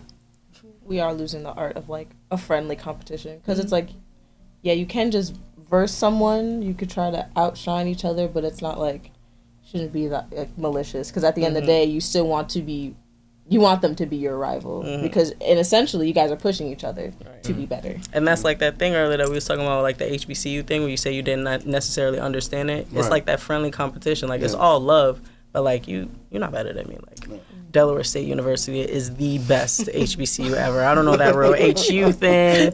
That's cute, but like don't say. It's like that. It's like it's just, but it's friendly though. Like I don't. And at the end of the day, like we'll still have each other's back. And like a lot of people that I've gotten into the industry with is because of like some HBCU background. So as much as you like, like we are in competition, we are friends too. Like we're cool with each other, or we don't even have to be friends. We just can coexist. You're a human. Like you're at the end of the day. Shout out to Hampton though, Hampton University. Go Pirates. It's cool. I know somebody from there, so. She said, I'm gonna let it slide. Y'all all right. So for me, yeah, I agree with everything that you said. This is just coming from like my West Indian culture, just as a Black community. It's okay to get out of that survival mode. That and I will say like how we say like like Black excellence. I feel like there's like a pro to it, and then there's been a con to it, where it's just like they like it's almost like we have to work 10 times harder to prove that we're relevant. And I feel like when it comes like when we're trying to do community things, it's like some people still have that in their head, like they're growing, but it's kind of just like they still have to get to the next level. So if you're not there, they just want to they don't want to acknowledge you sometimes. And I think we have to separate like that from like outside of our community and in the community, because we still do the Black excellence. Like everything we do, it's just amazing. It's we like when we show out, but the thing is, it's like it shouldn't be a clique and a competition thing to get there. It's like we can still do the Black excellence, but it's still friendly competition. Like I scratch my back and you scratch yours. That's gonna take a long time, like you said, because that's like years and like a whole like of us, and that term just being put in a way like we must be 100% on point. If not, we're gonna be ridiculed by society. And I think unfortunately sometimes like we are harsh on each other when we don't have like that like high excellence. But like I think we forget like we're still human. Like we're not robots. And I feel like that's where the misconception with Black excellence is. I feel like some people like when they do that and ignore other people, it's kind of just like, well, you're subpar right now. I'm like, bro, but like you had to figure out the kinks before you got to where you are. So why are you judging somebody else for doing the same? Maybe help them. Yeah. like don't judge them. And I think that's what it is sometimes too. I do think it is getting better though. I think a lot of it is, like generational trauma from that stems back to systematic racism and whatnot. But I do think with the younger generation, there is a lot more focus on mental health, getting help for those type of things. A lot of Gen Z Black folks out here actually going to therapy, talking about their issues, not being afraid of toxic masculinity, things like that. So I do think it's getting better. I mean, baby steps, but I think we're heading towards the right direction. Yeah, I definitely agree with that. Yeah, I definitely agree with that. Like whether it's just like being like whether it's just being okay, and then being okay to like take care of your mental health, take care of your spiritual health. That we're not always in survival. I feel like the more conversations we have, even like this like roundtable talk, just being able to be open about it. I see it now, and I think it's a good thing. And we're slowly getting there. It's gonna take some time because healing is not linear. So that's what I feel like. thought it was really interesting how you said like Black Excellence has a pro and con, because I never really thought of how like the pressure that comes with just that title, because it's like you want to live up to everyone that has put in the work before you. Never really thought about this. It was really a really nice point.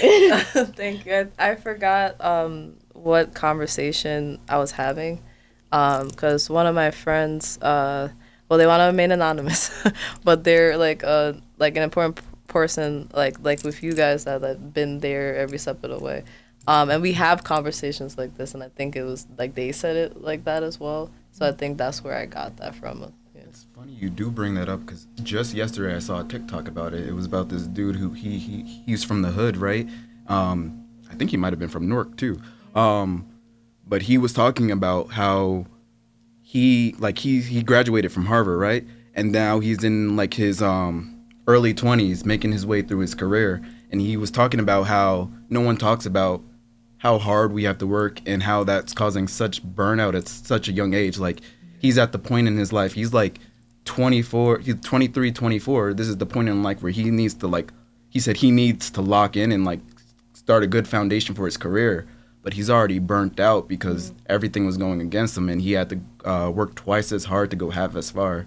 And so I can see like that being a con to Black excellence. We just have to keep pushing ourselves. That it's tiring. It's like really tiring. Yeah, and it's interesting that you say Newark, because I'm not that far from there. I lived in Hillside, and I work in Newark. I'm in Irvington now. And I think that's where I got that from as well, because we have a lot of, like how you said, like the hood to riches pipeline in this area, because like they don't push a lot of things, like, as you know, like you kind of find out later, especially in this area. You know, like even we've had conversations and you're like, have you seen this convention, that convention there? I'm like, no, to be fair, no, because they don't push it. It's not in the newspaper, like, you know, compared to like South Jersey. And it's kind of just like you hear it a lot, like even for me, they don't feel comfortable even saying like they like anime until they see the flyer and then they talk to somebody else. And even in 2025, and there's still that whole thing of like, I need to make it so I can get out of the hood, and it's still there. And that's why hopefully doing this, and the people I've talked to, they're happy to collaborate as well. And that's what makes me happy, that I feel like we're going in a good direction, especially because, how you said, in the areas that we're in, people still feel like they have to fight to show like what they love. And so and I think the last question I may ask is just I guess like when it comes to supporting like indie comic book creators, because like we've all supported them in different capacities, and I feel like, what are some issues that they think they have faced in terms of like getting more popularity or like being in the mainstream? Because we have some that have, but you know, we've had discussions like the Ianu series and some of the other series, like some of the I guess like the pushback they get, especially knowing that they're getting like that mainstream media attention. And I wanted like an opinion of why you think that still happens, and if they would be ever able to get to that level without, you know, that pushback, or what we can do in the community. Well, I mean, I like to hear from, she's a creator of a comic book. I like to hear her response on that first. Kind of like what I said, like about getting in rooms. It is harder for people to take it more seriously. Like how I said, I've received support. I have yet to find somebody that doesn't like the concept of my idea, but then that's where it'll like just end. Like, oh, okay, cool. Like, I love this. Like, and then they'll tell me about like, they'll reminisce about HBCUs for a little bit, or they'll give me like feedback, and then it'll kind of just be that. But like, I have, like, you know, I want what I want beyond this conversation. Like, you know, it's cool. I love the support. I love it. But now for me specifically, it's just like kind of getting to the next steps, like getting to decision makers, or like getting to people that actually want to fund, or it's not just a bunch of like verbal. We actually having like, we're putting stuff on paper. We're like meeting. We're talking about things. I would say like getting like what I've been doing just as a fun thing for myself is trying to do brand awareness and get certain like celebrities my comic book. and you know they'll love it, but then that's it. They just love it. So I would, if anything, I would just say there's like a formula that I've learned. Like there's a formula to what people take seriously. Like they want to see like proof of point and blah blah blah and blah blah blah. But like me as the creator, like it's like I got that. Like just look past that real quick. I can get it on the back. I promise you. But it's just a struggle. And then like you said, sometimes like getting in contact with people are busy. Like you meet in them for like a split second and they go back off to their world. And it's like trying to find them in their world. It might be a little bit hard. So I forgot my point, but yeah, all that. But I'm sorry. Go ahead. I do have a question I want to ask after this though, but to what you were saying about you getting your comic into celebrities, you gotta understand if they don't have no gain from it, they're just gonna tell you they love it. They're not. If there is a financial gain, or if they had someone a part of it, then they'll be all for it. You might get lucky and find that one who might endorse it and like share it and support, but 9 times out of 10, they're in it for self. If they can't get bread from it, don't expect nothing from it. And my best advice for you is to keep hitting shows, find content creators like myself, media, we're gonna talk after this, and just keep showing your face, just keep putting your stuff out there, because eventually, like, you will find the right people. Stephanie Williams, one of my favorite people, she's a writer for DC and Marvel, Black woman. She's bringing back Street Shark. She just did New York City Comic Con. Phenomenal person. That's somebody. Just finding distributors, publishers too. It's more of a financial thing, and then finding the right people too, and also doing shows, even pop-up events, bigger cons, smaller cons. You have to hit all of those as an indie creator, because you got to look at it like this. Not too many people are reading comic books. Everybody's on their damn phone. Yeah. So you also got to deal with that too. And then you got to look at, all right, should I get this anime? Should I make this a cool little clip? Try to put it out there, and then you just got to keep striving for that. But also I mentioned the comics. Stephanie Williams, she was actually, we worked with her in our time travel theme box. We have her her latest comic. I met her at New York City Comic Con, and that's a lot of times when we go to the conventions, we just go exclusively to Artist Alley, look for Black creators. No, almost like a sales pitch. Like, what's your book about? Okay, that's pretty interesting. Most times we'll buy their book or their stickers or their artwork, give them a business card, exchange information, and try to collaborate with them in the future. I mean, that's how we got Greg for the Anansi for the horror box we did last year for BlerdCon, when we did the horror theme box at BlerdCon. We talked to him.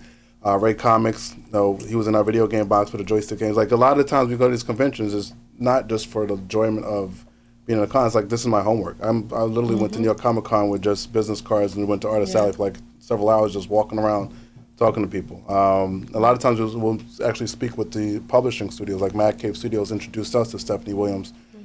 We was able to get her, they give us like artwork and then promo codes, so that way anyone who had a box was able to get like early access to her comic. So she never even got a box. Like, we didn't. So like when I went to I went to her table at New York City Comic Con and just like, here's your box. Like, she was waiting for it. Like, so no, it was nice to actually meet her face to face and talk to her. But again, these are opportunities that they only present themselves if we put ourselves in those rooms. Like, if we actually send those emails out, not directly to the author or the creator, but sometimes their agent, their management, their publisher. As a marketing agent, like, they're the ones who put us in touch with her to say, oh yeah, I like the idea. How can we add her stuff to the box? Because at the end of the day, like I said, if it benefits them, they'll move their feet towards getting the stuff to you. So once we tell them our sales pitch, like, okay, we'll work with you X, Y, and Z.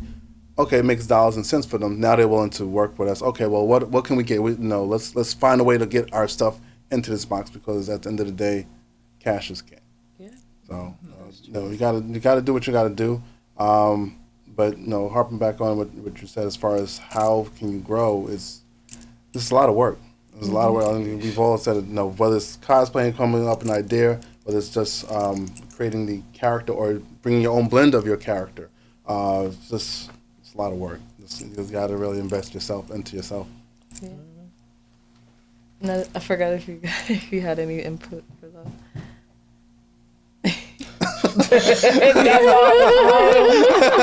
Go ahead. I mean, it's not my world. You're good. That's the answer. I think just a big struggle with trying to promote just books or comic books is kids don't want to read these days. Yeah. And or let me just say people just don't want to read these days because sometimes it's like something new. They don't want to like tune into something new. It'll just be like, oh, I know this thing. I'm gonna keep reading this thing because I am already aware. I don't think they want to take the leap to being invested into a whole new thing, which it's not your issue. That's like their issue. Yeah. But it's also a lot of the stuff that's out now that's got 50, 70 years of established content out, like Spider-Man, Superman. I don't even need to tell you the background of these characters because you've seen some instance of them somewhere in the media, whereas opposed to Hamer University, no one's heard of it before until you have to present it to them, whether they've maybe seen it on social media or so, but it's not a household name. It's not in Walmart on the shelves during Halloween kind of thing. Not yet, anyway. Not yet. But even as yourself, like you said, you're not a business, but as a cosplayer, you're a brand. Kerobits is a brand. That's what you're building. So whether you can continue to build that to become like a Kara Please or anyone else that, okay, now Marvel's calling me because they want me to cosplay as one of their characters and come to New York Comic Con or a film thing like that. I mean, again, I want to do that so. But I mean, again, this is just don't ever sell yourself short and say I'm not a business. You're a brand. So whatever you do, you're representative of yourself, of your brand. So whether you're cosplaying as Momo say, or a created character, maybe you cosplay as a character from her book. Y'all collaborate. So you do a few, you have her comic book, you cosplay as her character or something like that. Just again, you two are as a cosplayer, you guys are brands. So always take yourself seriously. Always put your brand first. Yeah. Yeah, that's true. And I'm gonna do like a summary of what you guys said. I wanted to shout out a few people, but like what you guys were saying, like put yourself in the room. I think that's how a lot of us was able to network to where we are, And I wanted to shout out Blerd Station because you're part of Blerd Station as well.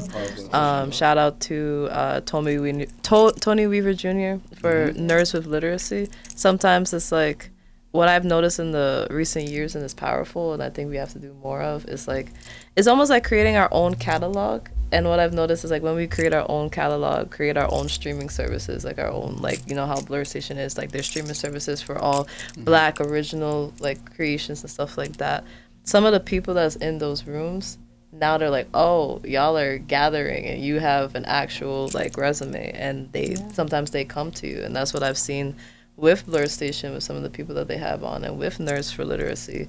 All of us got him to like 100,000, and different his books and like even different other books, and now there's kids across the country that can read now, and some of those are indie comics. And even like in Blerd Station, shout out to you, and you're able to like make boxes, for the different like things that they do in the comic shop and stuff like that. And they're even trying to create like whoever's like an indie comic creator, and they're trying to get them on so they can create their own project that they can pitch, because they're being seen now by some of those people. So yeah, like to piggyback on what you said, sometimes what's the phrase that they say, you got to build the table. Sometimes I think that's powerful that we're recognizing that now and we're doing it, because sometimes that's the only way they see us sometimes. Like, because it's Hollywood, is mainstream. They're like, we need to see a resume, and then sometimes we have to do it. Like sometimes we have to be the first ones to do it in order to get seen. So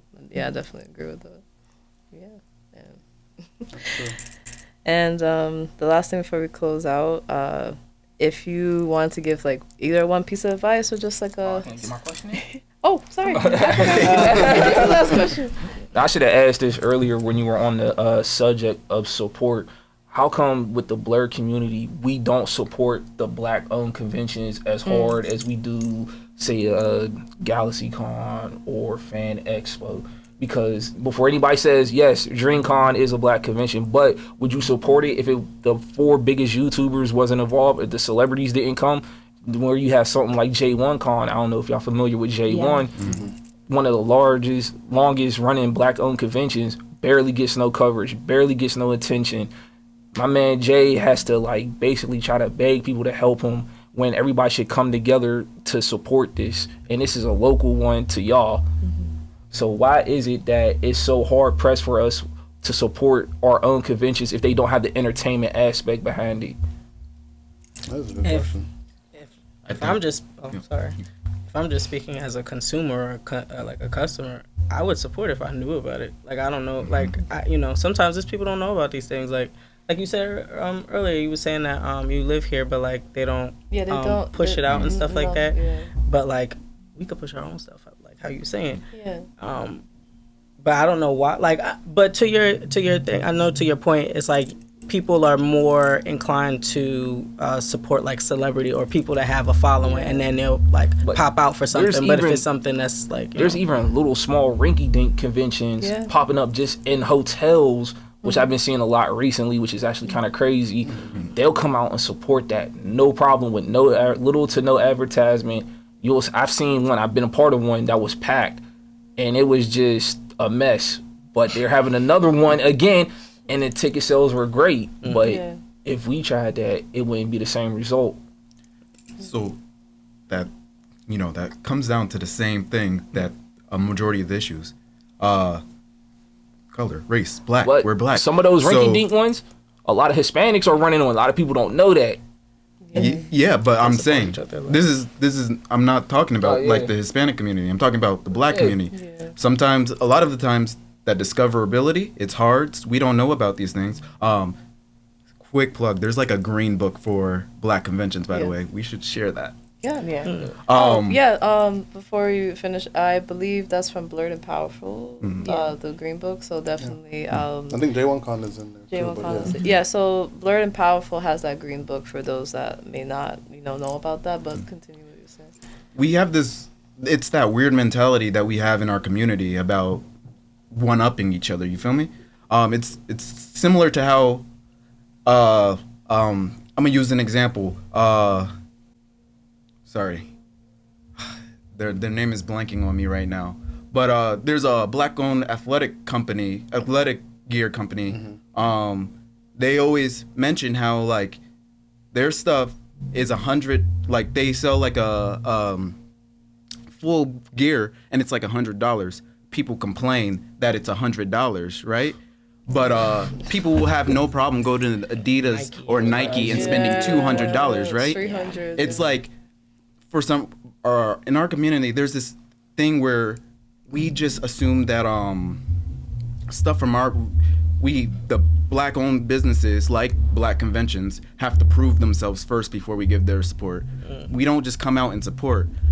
And that could be a part of that issue where earlier we were talking about one-upping each other. Like, I have to be better than you, so I'm not going to support you because I want to be the one I want to get that token black spot at the table or whatnot. You feel me? But really, it's a mentality we just have to learn to get out of. Like you said, the world is wide enough for all of us, right? We really gotta. And so with something like DreamCon, they built their brand before the convention came. Yeah. If they started YouTube, if they started DreamCon before they were famous on YouTube, it'd be the same situation. That's what I mentioned first. Like, if they weren't the big YouTubers, would anybody show up? Yeah, and so that gives them that credibility. Some convention that like a white person started, a tiny convention in just a hotel on some day. Yep. White people don't have the same mentality. They don't have the issues of like systematic racism and all the mindset that comes from generations and generation of trauma that we have. So they don't have that mentality. Yeah, they'll show up to a rinky-dink convention. A black person puts on a very good convention, like they get it all organized, have it. You're gonna struggle to get us from a community. It's a generational trauma issue, and it's something we just gotta keep working on and building on and do better for the next generations to come. And I think it also with advertisement as well, like you said, like with J1Con is one of the longest running, if not the longest running black-owned convention. I wasn't aware of it until about 2 or 3 years ago when we had a booth there. But it's also because it's maybe social media, I wasn't aware of it. But now that there's a green book, like you said, there's plenty of conventions probably in almost every state that has a black-owned convention, whether it's anime or pop culture based. I think we just need to get out there more as far as being able to push the name recognition of whoever's running the convention, not just J1Con, but just any convention, whether it's DreamCon, BlerdCon, or GalaxyCon, or whatever. I think if we can, as a community, we can continue to push that information out there, whether or not you're going to go or not, just to show, hey, this is a convention, whatever author's going to be there, whatever celebrity may be there, whatever events is going to take place there. I think we just have to continue to share that information out there, because if we don't, no one else is going to do it. The local newspaper is not going to do it out to be an altruistic individual and just say, no, out of kindness of our heart, we're going to advertise on their behalf of J1Con. I think we just have to continue to push that information out there and just let people know. I want to think that, okay. I don't know if this is their first year of having content creators or like cosplay content creators at the con, but I noticed that this year, because I have two mutuals who were cosplay guests there. So I feel like they are making like the steps to put themselves out more, especially because cosplayers, they do the daily, day 1 of this con, day 2 of this con. So I feel like they're trying to have more of a social media presence, because I knew of J1Con, but like I haven't seen active posting from like my mutuals or just other cosplayers until seeing that they brought on cosplay guests. I feel like everybody answered like what I was gonna add to the question. So like definitely thank you guys for that, because I know it's a very complicated thing to like navigate, but I think it's all of those things combined, honestly. And I guess you can say that how you were talking about like the clickiness and everything, and I think that's like something else that's part of it. Like they only feel like to support what they're comfortable, and then like they're fearful because of some of the trauma that we have within the Black community, and I think that's what it is. It's also and the over criticism too of Black conventions, because I was guilty of that when I first got into the media space, when I seen how certain conventions were ran. But after now being in it for a full year, and all these conventions are janky, but Black creators, they go to DreamCon, I'll use that example. As soon as that fight happened, everybody had to post about it. You had the one little weird kid with the glasses who was going up to the artists and vendors and was trying to talk shit about their stuff. He walked away. Yeah. There's a lot of goofiness that happens at those conventions too. The criticism isn't warranted, and I just hate that it comes from us mainly. Yeah, definitely agree with that. And with that, this is our first, Into the Mind of the Blerd Creator, AnimeInkArt Live Talks Roundtable edition. So thank you guys. I just wanted to say this. I just wanted to say this before we close out, and you guys share, your socials and everything. I'm happy that I did this. I'm happy that I tried. It was very out of my comfort zone, to say the least. And I just want to thank everybody that believed in me that I could like get this going. Just from the people that just suggested it. Shout out to Soul Without a Beat, Cassie. She's the one that put the idea in my brain to even get people together and come. They do want to be anonymous, but please follow them at Obsidian Comics. They have been there every step of the way. They wanted to be anonymous for the questions, but I'm going to plug them in here for just, helping me out with that behind the scenes as well. People in the Hidden Dream Village Discord, Clutch Boy Wonder, they helped with like the production and everything for this, and they wanted to be here, but they have their opportunity in New York that they have today. They're gonna be doing their rapping and their thing. But shout out to everybody in the village that have been behind the scenes since I started with this.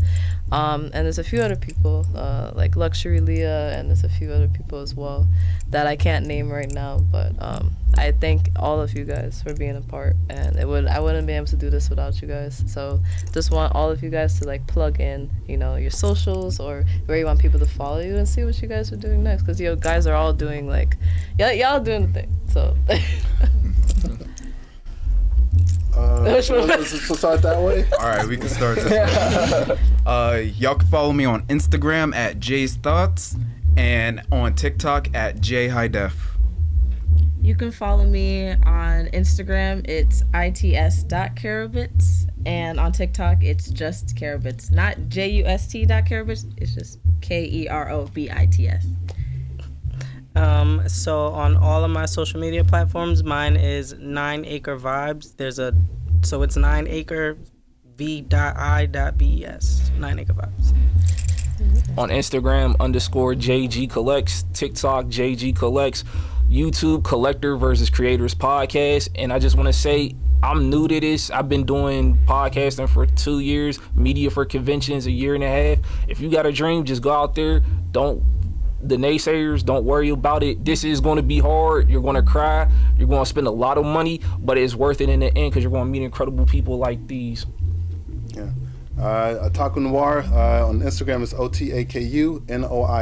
On Instagram, no, TikTok it's Otakunoir Collection, and Instagram is just Otakunoir.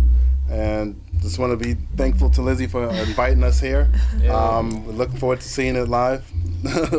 Thank you. And I guess for those that want to catch up with what I'm doing, and if you guys like this, make sure to watch it when it comes out on the YouTube channel. I'm AnimeInkArt. Follow us on AnimeInkArt Live 1. That's sometimes where we have the clips from the AnimeInkArt Live Talks podcast, and we plug in the YouTube as well. Make sure you follow the main page because that's where all the action happens. AnimeInkArt 1. And there'll be a link tree in that bio where you can check out everything because we have a Redbubble, we have a Shopify store. That right there, that shirt right there is from the Redbubble store. And as well as we do commissions, we have the form if you want to be part of the show that we do online that that's not in person. And you'll see all of that there. And I just want to thank you guys so much. And with that, we're signing out. So say bye.